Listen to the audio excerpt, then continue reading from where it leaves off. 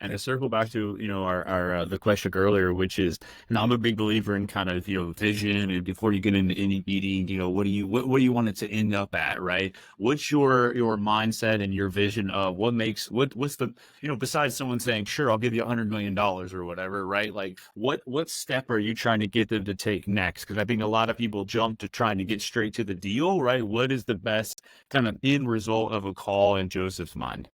Okay, so the first step from cold call to making it a hot lead is getting them interested.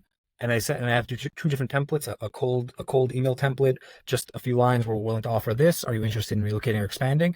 And then I have a hot lead. A hot lead email is somebody who showed interest. I send them more details on maybe a little bit of pricing, maybe a picture or two, nothing too much of our shopping center, and then I move on. The most ideal phone call goes in a way where it's not just like, oh, sounds good, perfect.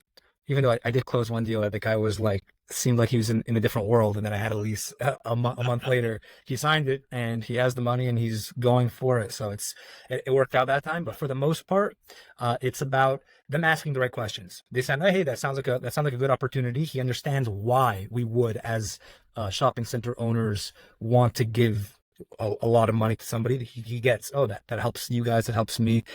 TI for the future, as well as free rent.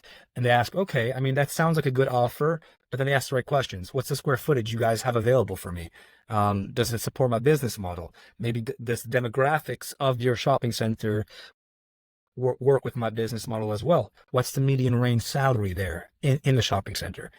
Is there, and this is something that, these are all questions that I should already know and have learned the onboarding when I took on a shopping center, which I do. I spend a day or two going through information of these shopping centers. And then like, I know, okay, this person's like, he has a pizza shop and there's an Italian restaurant, a block away. It's a fancy Italian. Can a pizza shop work when there's a fancier Italian restaurant like that?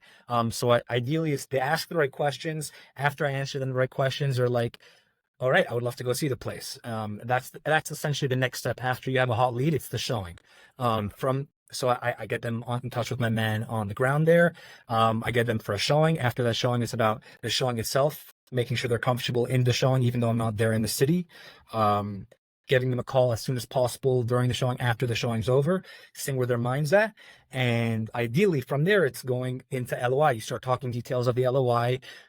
Most of the leases, I'm with mom and pops. Almost everything I do, most of the leases I've done haven't been any LOI. They don't even know what an LOI is, or to even think about that. You just talk about the terms of your lease. Okay, it's going to be first month deposit. This is going to be your rate. It's going to, et cetera, et cetera, et cetera. You get their name, their information, their email. They have our lawyers draw up a lease, send it to them, let them know it's there, and they sign it, send it back.